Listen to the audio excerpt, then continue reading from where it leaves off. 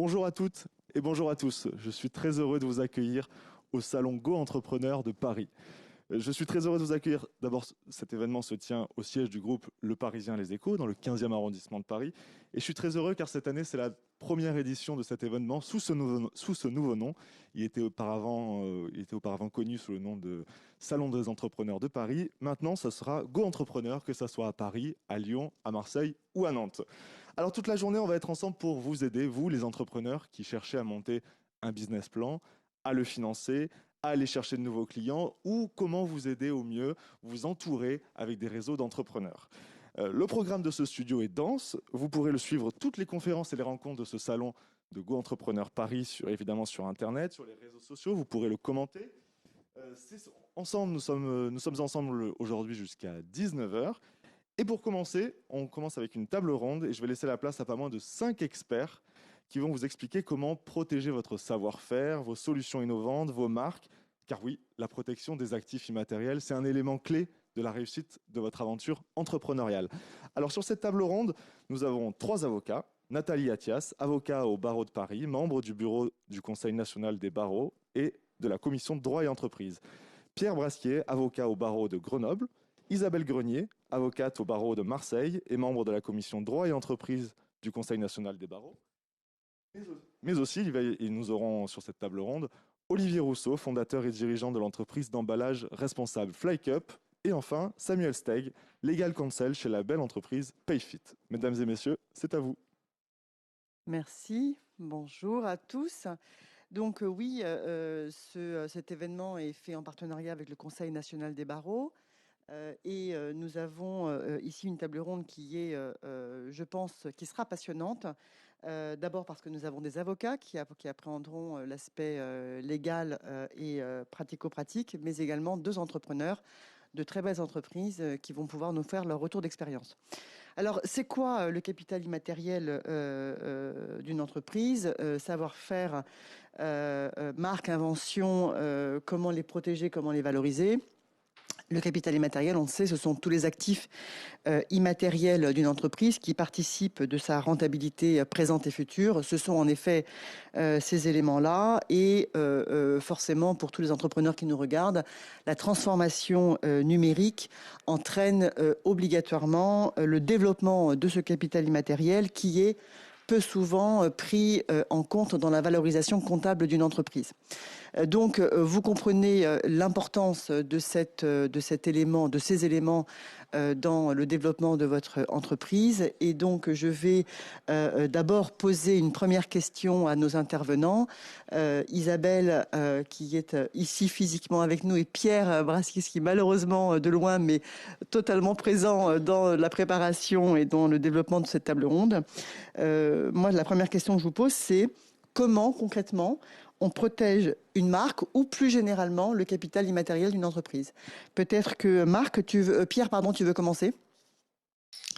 Merci Nathalie, j'espère que vous m'entendez bien. Donc effectivement, la question de la marque au sein du capital immatériel de l'entreprise est assez prégnante, puisque fréquemment, c'est la première question qui se pose lorsqu'on entreprend et lorsqu'on crée une activité entrepreneuriale, puisque ça va généralement être le nom de l'activité, de la société qu'on va créer. Mais pour ce faire, il faut généralement prendre quelques précautions, puisque nous, on rencontre fréquemment des clients qui se lancent peut-être un petit peu rapidement dans un nom, qui le choisissent et qui finissent par le regretter parce que ce nom n'est pas disponible ou ce nom est trop commun et ne permet pas d'être valorisé par la société ultérieurement. Donc généralement, la première étape à faire lorsqu'on choisit un nom, c'est de s'assurer que le nom peut être exploité. C'est peut-être exploité au regard à la fois du signe en tant que tel, est-ce qu'il est suffisamment distinctif pour constituer une marque, et est-ce qu'il est disponible, c'est-à-dire est-ce que d'autres opérateurs du marché n'auraient pas également réservé ce signe au préalable, ce qui pourrait provoquer des problèmes au-delà de l'empêchement d'exploiter la marque, de l'empêchement de la déposer. Il y a un autre problème qui peut se poser, c'est le problème de référencement. À l'heure actuelle sur Internet, lorsque 2 sociétés ont des noms qui sont très proches, même pour des activités qui sont diverses, ça crée un vrai problème de référencement puisque les deux opérateurs vont un peu être en concurrence sur les moteurs de recherche et les résultats auront tendance à baisser systématiquement. Une fois qu'on a choisi son signe, globalement, ce qui est important, c'est aussi d'avoir une première vision de l'exploitation envisagée de ce signe et de l'activité qu'on développe. À court ou moyen terme, globalement, on parle d'une vision à 5 ans de l'exploitation pour savoir quelle sera l'exploitation, quels seront les produits, quels seront les services qui vont être exploités sous le signe. Et là où, à mon sens, l'intervention d'un professionnel et plus particulièrement d'un avocat est importante, c'est que lorsqu'on dépose une marque, si le formulaire de l'INPI semble assez simple d'usage quand on le regarde comme ça, on voit qu'il est quand même plein de choses trappes et qu'il y a beaucoup de précautions à prendre pour éviter que qu'un dépôt mal fait rejaillisse par la suite sur la validité de la marque, puisque l'INPI n'est pas très regardant sur ce qu'il enregistre comme marque, mais ça ne veut pas dire que la marque plus tard ne sera pas annulée. C'est-à-dire qu'une marque n'est valable que jusqu'à preuve du contraire et on peut toujours les faire annuler par la suite. C'est un grand jeu auquel on se mène lorsqu'on est avocat. Et il y a beaucoup de choses à vérifier et nous, quand on fait du droit des marques, on a une sorte d'anthologie des marques qui ont été mal déposées parce que déposées trop vite, parce que déposées sans beaucoup de réflexion préalable. Et alors les exemples typiques, c'est les marques qui visent un signe, par exemple, qui est pris en photo. Nous, on a des exemples de marques dans les registres de l'INPI où le déposant a, par exemple, voulu déposer un logo qu'il avait imprimé et qu'il a pris en photo alors qu'il tient avec son pouce la photo. Et la portée de la marque va être à la fois sur le logo et sur le pouce dans le coin qui cadre la marque, ce qui posera nécessairement un problème par la suite. Il y a ça, il y a les produits et services, comme je l'avais dit, l'INPI propose des classes qui sont pré-rédigées, qui sont, à mon sens, qui ne sont plus du tout adaptées à ce qui se fait de nos jours, et il est nécessaire de plus en plus de préciser quels sont les produits et services exploités pour éviter par la suite qu'on considère que ces produits et services ne soient pas suffisamment précis pour permettre aux tiers de savoir sur quoi porte la marque. L'exemple type, c'est les produits de logiciels qui, il y a encore 30 ans, le terme logiciel était suffisant. À l'heure actuelle, on tend à considérer que le mot logiciel seul n'est pas suffisant pour savoir quels produits sont exploités sous la marque.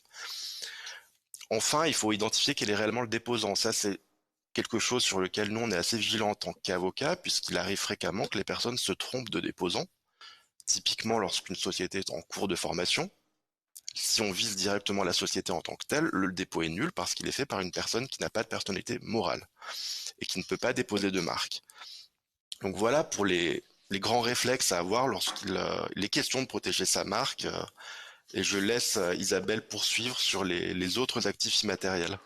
Oui, parce qu'en fait, ce point que tu as déjà commencé à évoquer, Pierre, on le verra tout à l'heure, justement, quels sont les risques lorsqu'on protège mal son capital immatériel. Et justement, Isabelle, on vient de parler des marques, mais j'ai cru comprendre que le capital immatériel, ce n'est pas uniquement la difficulté sur les marques. Oui, effectivement, Nathalie. La marque, c'est l'acte fondateur de l'entreprise. Donc, effectivement, c'est le premier actif immatériel auquel on pense. Mais ces actifs immatériels, ils sont extrêmement divers et variés. Et en fait, le premier enjeu pour les chefs d'entreprise, c'est d'abord de les identifier. Parce que si on veut les protéger correctement et ensuite pouvoir les valoriser, le premier enjeu, c'est de les identifier. Pour les identifier, il faut se demander qu'est-ce qui est un facteur de différenciation de mes concurrents, qu'est-ce qui rallie la clientèle à mon entreprise. Et c'est en identifiant ces points clés qu'on va pouvoir savoir si on a des actifs immatériels à protéger. Exemple, je fabrique un produit, le design de mon produit plaît énormément à mes clients. Ça, c'est un élément qui fait que les clients viennent chez moi et n'iront pas chez mon concurrent. Le design du produit, on peut choisir de le protéger par un dessin et modèle. Je peux avoir une solution innovante, je peux envisager le dépôt d'un brevet. Le dépôt d'un brevet, c'est effectivement pour une invention qui est nouvelle et qui implique une activité inventive, ça permet à l'entreprise en fait de bénéficier d'un monopole d'exploitation pendant 20 ans, de générer des revenus par le biais soit de licences, également de valoriser comptablement cette invention. Mais au-delà, ça c'est, j'allais dire, les droits, les actifs immatériels classiques, ceux qui sont le plus tangibles, les droits de propriété intellectuelle. Surtout que là, je t'interromps, on a quand même ici deux entrepreneurs qui vont pouvoir nous parler des exemples que nous venons d'évoquer, les marques et également aussi la protection de codes informatiques. Voilà. C'est ça, c'est-à-dire qu'au-delà de ces droits de propriété intellectuelle classiques pour lesquels on a des procédures de dépôt, on a plein d'autres actifs immatériels qui sont intangibles. Aujourd'hui, comme tu l'expliquais Nathalie, avec la transformation numérique, les entreprises étoffent leur patrimoine immatériel. Par exemple, ce qui peut faire partie du patrimoine immatériel de l'entreprise, ça peut être un algorithme qui permet d'exploiter de manière efficiente les données de ses clients et donc d'avoir un avantage concurrentiel par rapport aux autres entreprises qui interviennent sur le même marché. Cet algorithme, on ne peut pas le protéger par un droit de propriété intellectuelle classique. La seule protection qu'on peut avoir, c'est le secret. Donc là, c'est toutes les précautions qu'il faut prendre quand on se protège par le secret, c'est d'avoir le minimum de collaborateurs qui soient au courant de l'information qu'on veut garder secrète, et c'est d'avoir contractuellement des clauses de non-concurrence, des clauses de confidentialité qui permettent de protéger ce qui fait partie du patrimoine de l'entreprise. Alors, si je peux ici intervenir à ce moment précis, moi qui fais du droit social, on voit très souvent dans les contrats de travail des clauses qui traitent de la propriété intellectuelle, donc sur la contribution des collaborateurs durant l'exécution du contrat de travail. Et ces clauses présument un transfert, j'ai envie de dire, automatique des droits d'auteur et des droits des collaborateurs sur leur création.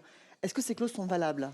Alors, il faut faire extrêmement attention parce qu'en matière de droit d'auteur, et le droit d'auteur, j'allais dire, il est partout. Vous avez un collaborateur qui vous fait le logo qu'après vous allez déposer à titre de marque. Si ce logo, pour autant qu'il soit original, il peut être couvert par le droit d'auteur. Et le contrat de travail n'emporte pas d'évolution des droits d'auteur à l'employeur. Alors, il peut y avoir des clauses dans le contrat de travail qui prévoient une cession. Le problème de ces clauses, c'est qu'il faut qu'elles soient extrêmement bien rédigées parce qu'on ne peut pas faire les cessions pour l'avenir, c'est-à-dire d'écrire dans le contrat de travail tout ce que va créer mon salarié m'appartiendra, elles sont nulles. Parce qu'en fait, c'est interdit, là, c'est la prohibition des clauses de cession future. Exactement. Donc, du coup, effectivement, il faut extrêmement bien encadrer le contrat de travail et avoir un contrat cadre et ensuite rédiger des cessions au fil de l'eau, en fait, au fur et à mesure du contrat de travail. C'est qu'aucun employeur ne fait. Alors après, ce qui peut venir au secours de l'employeur, c'est la notion d'œuvre collective. Quand une œuvre elle a été faite sous l'impulsion de l'employeur par une équipe, dans ce cas-là, le Code de la propriété intellectuelle prévoit la dévolution des droits à l'employeur. Mais je veux dire, on est sur un terrain qui est risqué. Et donc, le conseil en amont, il est extrêmement important pour comprendre tous les enjeux qu'il y a derrière. Parce qu'aujourd'hui, si il y avait justement un litige qui avait opposé la société Van Cleef, là, qui fabrique des bijoux, à un de ses dessinateurs, qui, à l'issue du contrat de travail, a voulu revendiquer les droits sur les dessins en disant « vous avez l'interdiction de les exploiter ». Ils ont été en litige pendant des années. C'est la notion d'œuvre collective qui a sauvé l'employeur, qui a pu garder la titularité des droits. Mais on voit que même des grosses entreprises, parce que c'est une grosse entreprise, peuvent être extrêmement exposées au moment du départ d'un salarié. Donc c'est important pour tous les auditeurs qui nous écoutent. Là, on parle de comment développer sa marque et comment protéger. Vous avez compris que ce développement ne se fait pas à un moment précis de la création de l'entreprise. Il doit se faire et il doit être anticipé sur toute l'évolution future de l'entreprise. Et c'est en ça que les conseils que tu donnes sont vraiment très précieux. Également sur la clause de non-concurrence, puisque c'est aussi un moyen de protéger le savoir-faire d'une entreprise postérieurement au départ des collaborateurs.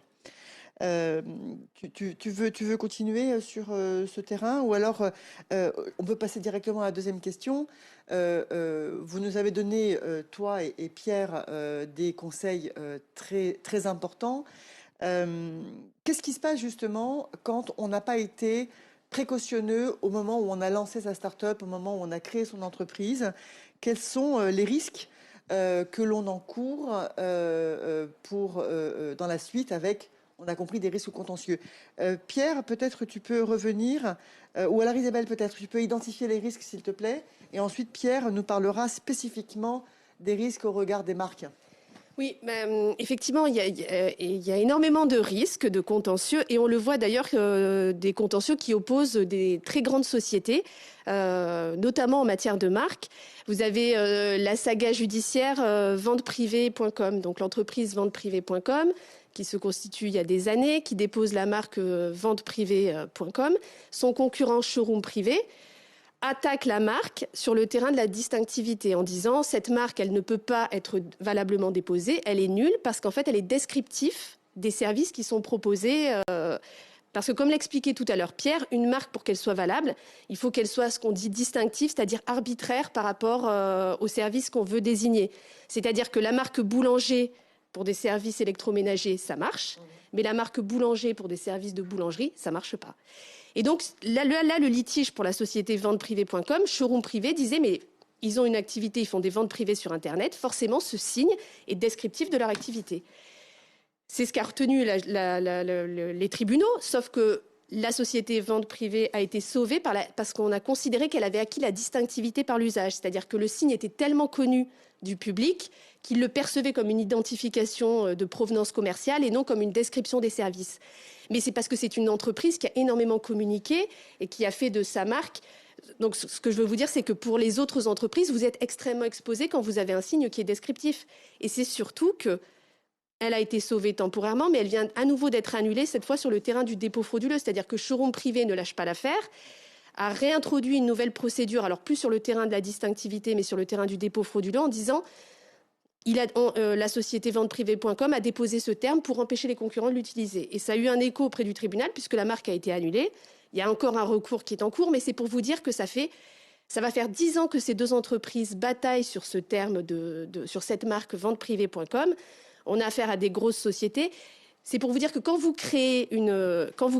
déposez une marque, bien faire les recherches en amont, border la concurrence, regarder qui on a en face, est-ce qu'on n'a pas une grosse entreprise, c'est extrêmement précieux parce que sinon vous vous engagez dans un contentieux qui peut d'ailleurs survenir des années plus tard. C'est-à-dire qu'au moment où vous déposez la marque, il n'y a pas d'opposition, mais des années plus tard, comme vous grossissez et que vous commencez à faire de l'ombre à certains, ça se réveille et du coup, là, vous avez une potentialité de litige. Et si vous perdez cet actif immatériel alors que ça fait 10 ans que vous avez communiqué sur cette marque, on imagine la perte pour l'entreprise. C'est une perte sèche qui aurait pu être...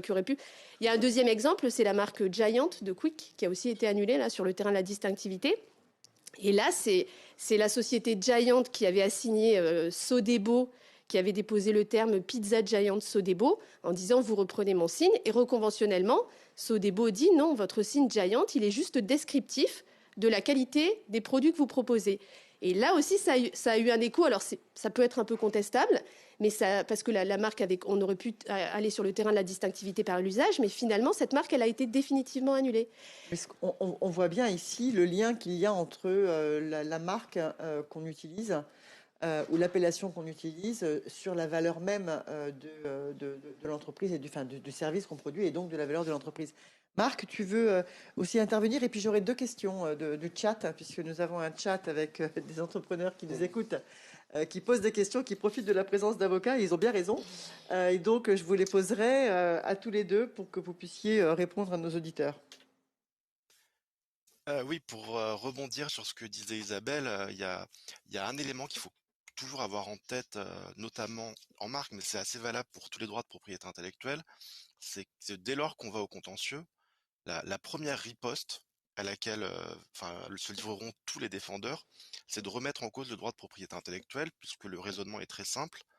Si on fait tomber le droit de propriété intellectuelle, il n'y a plus d'action en contrefaçon possible et les griefs tombent eux aussi. Et c'est très prégnant en droit des marques, où dès lors qu'on assigne en contrefaçon de marque cette personne va se livrer à toutes les attaques possibles contre le titre, contre la marque, pour la faire annuler. Donc ce qu'a dit Isabelle, il y a le défaut de caractère distinctif, la nullité pour défaut d'usage, la nullité pour quand la marque a mal été déposée et qu'elle n'est pas intelligible, ça c'est relativement récent, mais on voit dans la jurisprudence apparaître ce genre de choses, typiquement lorsqu'on dépose une marque dans une mauvaise catégorie. Et depuis quelques années, il y a une notion qui est devenue très très importante, c'est l'usage, l'exploitation de la marque, le droit de marque ayant pour objet de réserver un monopole. Pour que ce monopole soit légitime, il faut l'exploiter. Si on ne peut pas réserver une marque pour l'ensemble des produits et services si on ne l'exploite pas.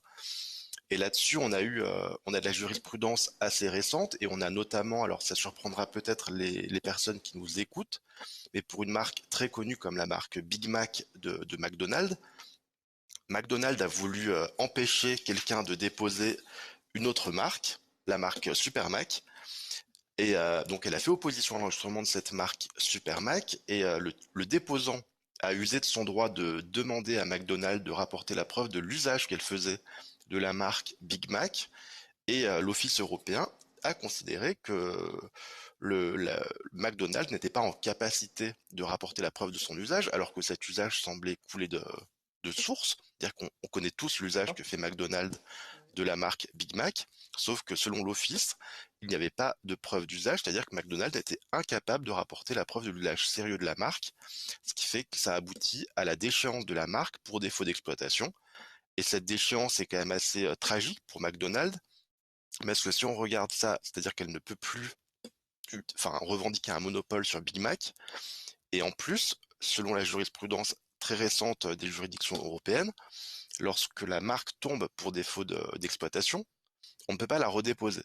Il y a un arrêt assez connu qui est tombé il n'y a pas très longtemps, Monopoly. Monopoly ne pouvait plus faire usage de sa marque parce qu'elle n'arrivait pas à prouver qu'elle l'exploitait dans l'ensemble des produits et services pour lesquels elle l'avait déposé. Elle a redéposé Monopoly. On a considéré que c'était un dépôt de mauvaise foi puisqu'il avait pour vocation de faire renaître un droit qui était expiré. Et donc c'est vraiment là-dessus où il faut être vigilant au départ pour avoir une marque très solide, qui soit bien déposée, qui ne fasse pas l'objet de doutes, pour pas qu'ensuite, pour pas laisser la moindre prise aux contrefacteurs par la suite. Et il faut aussi ménager son exploitation, ménager des preuves. Ça, c'est aussi le rôle du conseil, d'être là sur l'ensemble de l'exploitation pour dire attention, ça fait un moment que nous n'avons plus de preuves d'exploitation, ça peut causer un risque, et ça, nous, les conseils, on le sait. Lorsqu'on est en procédure de contrefaçon de marque, il devient assez compliqué de prouver l'usage sérieux que fait le titulaire de la marque, et ça devient un levier d'attaque qui est très efficace pour les contrefacteurs. D'où l'intérêt d'avoir une vision dès le départ, c'est-à-dire que parfois les clients, moi j'ai déjà vu des dépôts de marques sur l'ensemble des classes de produits et services, ces marques-là, ça ne tient pas la route 3 secondes, c'est-à-dire dès lors qu'on ira en contrefaçon, on dira que ça a été déposé trop largement, que la marque ne veut plus rien dire, elle sera annulée. Donc c'est là où l'importance d'être bien accompagné à la fois au stade du dépôt et par la suite. Merci. Pierre, tu me fais la transition magnifique pour la suite et les questions qu'on va poser. Je rappelle que le Conseil national des barreaux est donc partenaire du salon Go Entrepreneur. Pourquoi? Parce que l'avocat est précisément l'accompagnateur juridique naturel d'une entreprise. Je sais que les entrepreneurs ont l'habitude et ont le réflexe de demander conseil à leur expert comptable. Je rappelle que l'expert comptable est un professionnel du chiffre et que le professionnel du droit, c'est l'avocat puisqu'il en recouvre toutes les dimensions. En cette matière, je sais qu'il existe ce qu'on appelle des CPI, des conseils en propriété intellectuelle. Je crois que vous avez démontré l'un et l'autre l'importance d'être accompagné par un avocat parce que l'avocat a la compétence, on va dire la vision à 360 degrés de la difficulté, c'est-à-dire depuis le dépôt. Et Pierre, tu as, je crois, de manière implacable démontré combien il fallait anticiper les risques lorsqu'on dépose une marque dans la façon de la déposer. Et là, j'aurai une question tout à l'heure. Jusqu'au d'anticiper par la connaissance et la pratique du contentieux qui va suivre, ce qui fait que l'avocat est en mesure de donner un conseil très pointu, très technique à son client. Donc, on a bien compris ici l'importance de consulter dès la création du projet pour pouvoir avoir un projet qui sera viable par la suite. Et donc là, j'ai des questions. On va profiter de votre présence. Première question, le design et la conception de mobilier pour animaux peuvent-ils être protégés? Oui, alors le design d'un produit, c'est-à-dire l'apparence d'un produit ou d'une partie d'un produit, elle peut faire l'objet d'une double protection. C'est-à-dire la protection par le droit des dessins et modèles, ce qui vous permet en fait, donc les deux conditions, c'est nouveauté, caractère propre, ou la protection par le droit d'auteur, parce qu'on a une spécificité en France, c'est que le droit d'auteur s'applique à tout, qu'il s'agisse d'objets artistiques classiques, tableaux, œuvres d'art, ou d'objets utilitaires, c'est-à-dire que une chaise, pour autant qu'elle soit originale, elle peut être protégée par ces deux biais. L'avantage du dessin et modèle, c'est qu'on a un système, par le biais d'un système de dépôt, on a une date de création fixé, une date de propriété qui est fixée en fait. Et ce titre vous permet de l'opposer en fait au tiers plus facilement. C'est possible aussi de se protéger par le droit d'auteur, mais ça demande plus de mécanique en fait, parce que le droit d'auteur est né de la création. Et le plus souvent, en fait, les gens ne prennent pas la précaution de dater leur création. Et quand on est ensuite en procédure, on dit j'ai créé cet objet à telle date, et on n'a pas d'éléments de preuve. Donc après, il faut avoir des réflexes comme ça pour dater sa création. Alors, il y a l'enveloppe solo à l'INPI qui permet de dater la création, mais par la blockchain aussi. Maintenant, il y a plein de systèmes par la blockchain qui vous permettent de dater les créations et justement de leur donner date certaine. J'ai une question. Combien coûte un dépôt de brevet? Est-il possible de modifier son dépôt à l'INPI? Je crois que, en fait, on a bien compris que le formulaire type de l'INPI n'était pas suffisant, donc je ne suis pas certaine de vouloir répondre à cette question. Mais enfin, Pierre, si tu veux le dire très rapidement, parce que j'aimerais maintenant qu'on passe la parole à nos entrepreneurs.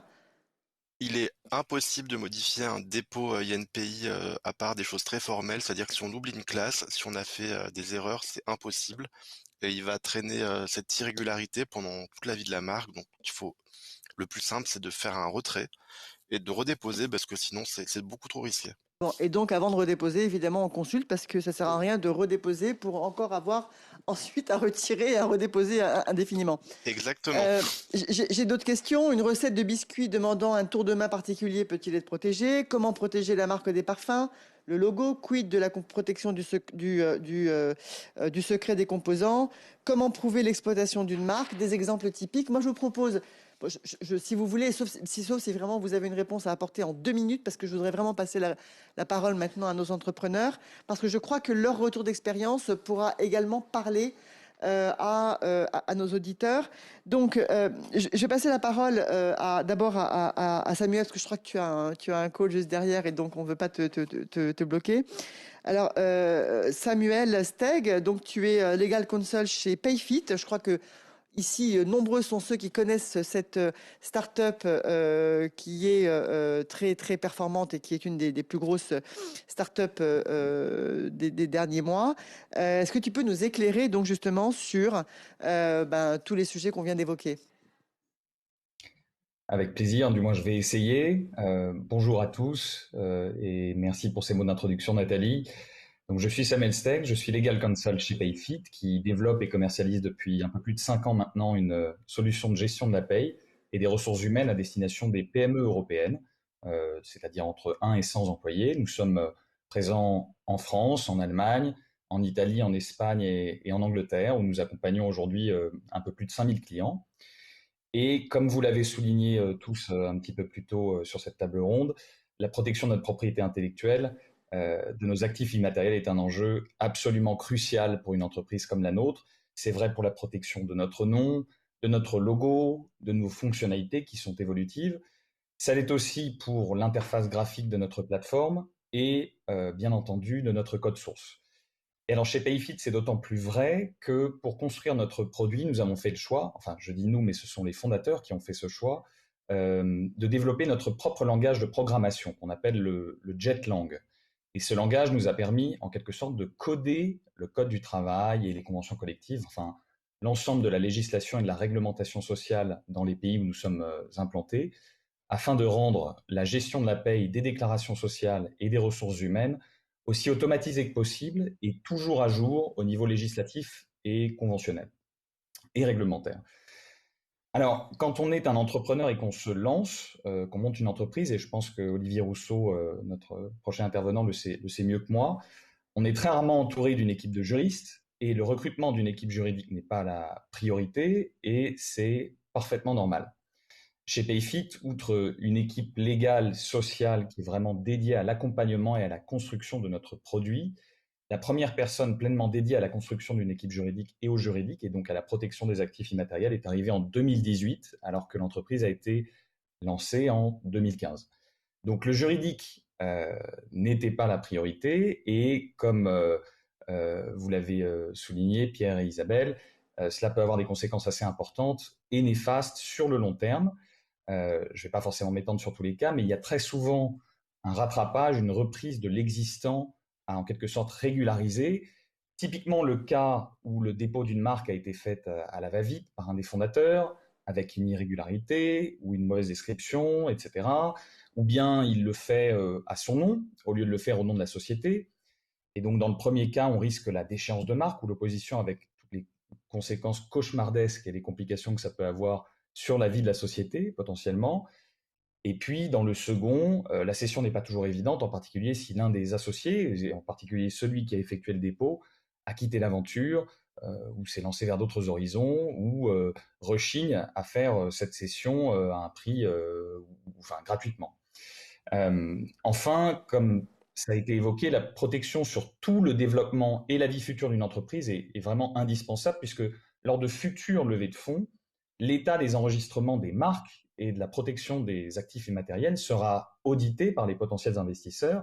Et en cas de problème, il y aura des demandes d'explication, de régularisation, et ça peut même, dans certains cas, ça n'est pas arrivé chez Payfit, mais je l'ai vécu en tant qu'avocat dans une vie antérieure, ça peut même bloquer l'investissement ou le conditionner, cette régularisation.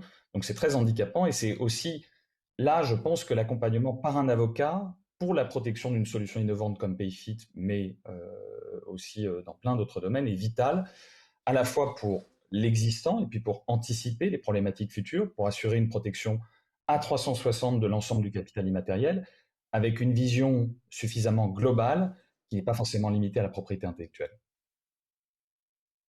Oui, alors justement, tu vois, je vois des questions auxquelles peut-être tu pourrais, enfin, vous, les légaux sur cette table ronde. Bon, on a déjà répondu, hein. Est-ce que le dépôt d'une marque en nom personnel, est-ce qu'il est possible de le faire reprendre par une société qui sera créée plus tard? Je crois que vous avez tous évoqué la difficulté précisément sur ce point-là. Donc, mais est-ce que c'est possible? Alors c'est possible, mais en fait, comme l'expliquait, C'est ça, c'est une il question faut de faire une cession. session en C'est fait. ça, il faut faire une question de Donc cession et donc c'est-à-dire que renégociation, etc. et il y a des taxes à payer. C'est-à-dire qu'à chaque fois qu'on fait une modification sur le registre national des marques, on paye des taxes. Bon, c'est pas le plus onéreux, mais c'est surtout en fait la difficulté où il expliquait, c'est que souvent la marque va être déposée par l'associé fondateur. Et des années après, quand on fait un audit des actifs immatériels et on dit attention, là ça va pas, surtout qu'en plus vous payez les renouvellements au nom de la société alors que la société n'est pas propriétaire de la marque, il n'y a pas de contrat de licence publié. Quand on fait l'audit, on liste tous les points de vigilance. Et là, l'un des associés dit bon, ben, il faut régulariser la situation, mais si le fondateur ne veut pas signer, ben, on se retrouve dans une situation de blocage. Là, on tombe sur une négociation. Pierre, est-ce que tu peux répondre à cette question qu'on nous a posée? Est-ce qu'une marque en Suisse, alors une marque en Suisse porte le nom d'une marque française, peut-on se retourner contre la marque suisse? Pierre, tu nous entends?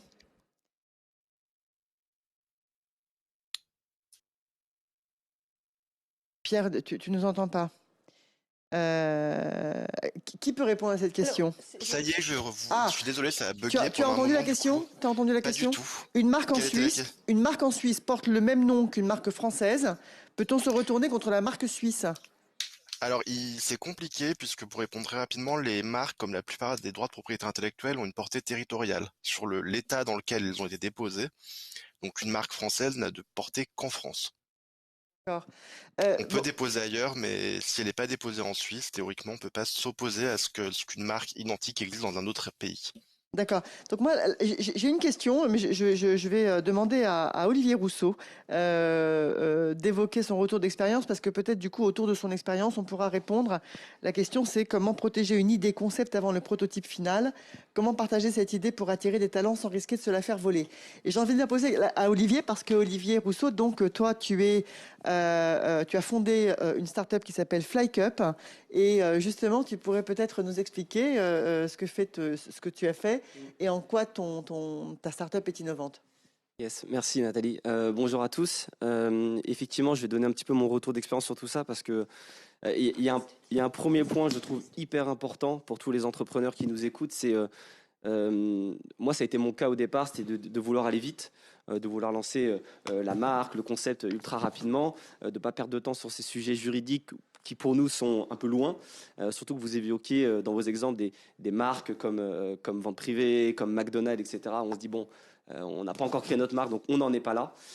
Mais au contraire, je pense que c'est hyper important de prendre le temps de réfléchir à ça et de le partager effectivement avec un avocat qui va être compétent sur l'ensemble de ce sujet.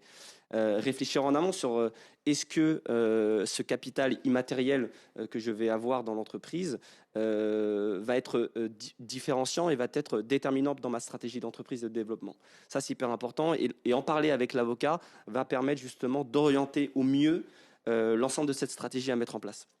Donc moi, je pense que par retour d'expérience, moi j'ai pu avoir justement des échanges et travailler en collaboration avec un avocat sur le sujet. Et je le recommande à tous les entrepreneurs de passer du temps là-dessus et de mettre aussi un budget forcément parce que ça va être déterminant pour la suite. Et tu peux nous expliquer justement ce que tu proposes? Ouais, exactement. Donc nous, effectivement, chez FlyCup, qu'est-ce qu'on propose? On propose des emballages, des packaging éco-responsables et innovants dans la forme, dans le design et dans la technique pour révolutionner l'expérience de consommation emportée, de consommation nomade et pour réduire aussi les déchets sur toute la vente emportée. Donc FlyCup, c'est ça, ce sont des packaging qui vont pouvoir permettre à tout un chacun de manger et boire facilement quand on est en train de se déplacer, quand on est dans un événement ou quand on mange de manière nomade et réduire a fortiori l'ensemble des emballages et des déchets sur la vente emportée. Donc il était ultra important pour nous de protéger bien sûr le nom, donc la marque, dans un premier temps, et aussi de protéger cette invention. Et effectivement, qu'est-ce qu'on a fait pour protéger cette invention? Et ça, c'est un conseil aussi que je peux donner. On en a parlé un tout petit peu tout à l'heure, mais c'est de le protéger et marquer cette antériorité via une enveloppe solo. Je dirais que c'est important. Nous, on l'avait fait dès le départ. On a eu l'idée en 2016. Dès 2016, on a déposé une enveloppe solo, ce qui permet de marquer cette antériorité et de prendre le temps, justement, de travailler sur cette invention pour la déposer, soit de manière sur la technicité avec le brevet et ou potentiellement aussi sur le dessin et modèle pour protéger la forme et le design. Et c'est ce qu'on a fait chez FlyCup.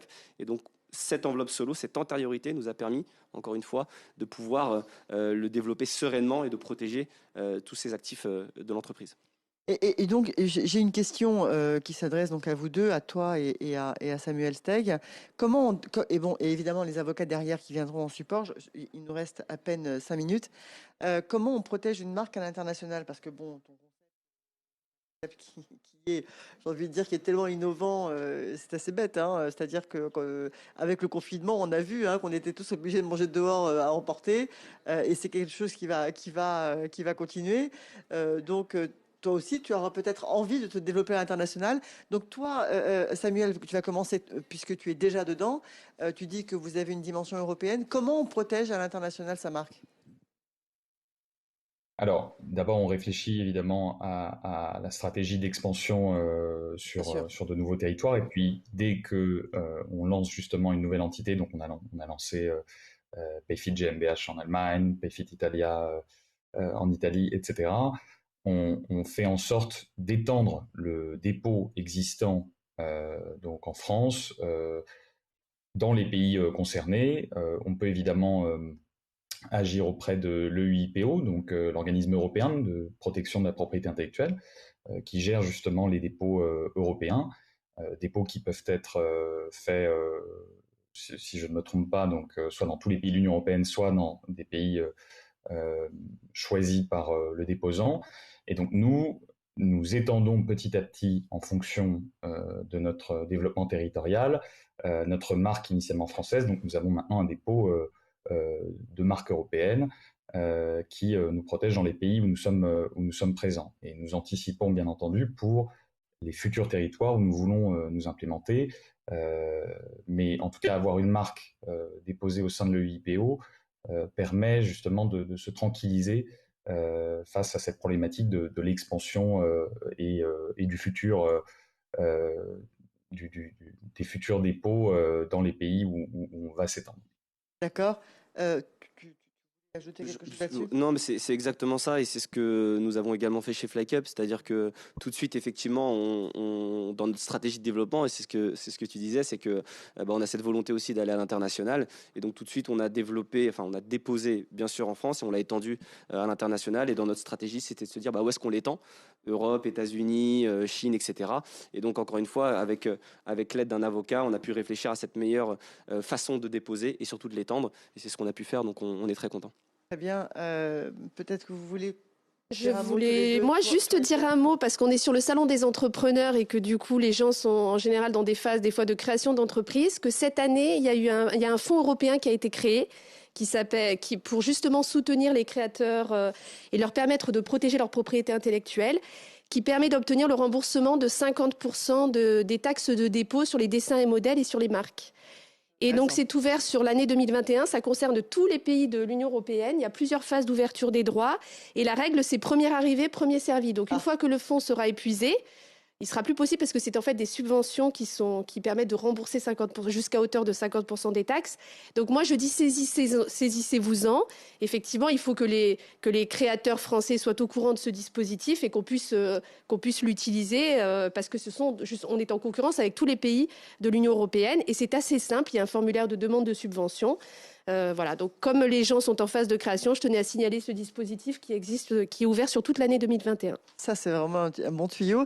Pierre, j'aurais te poser la dernière question.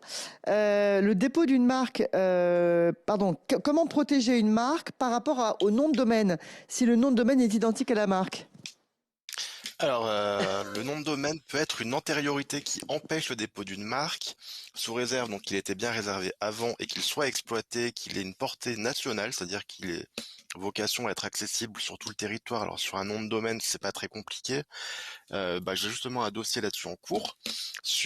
Moi, j'essaye de prouver que le nom de domaine a permis des ventes dans l'ensemble des départements français. La marque, dans l'autre sens, la marque empêche le nom de domaine.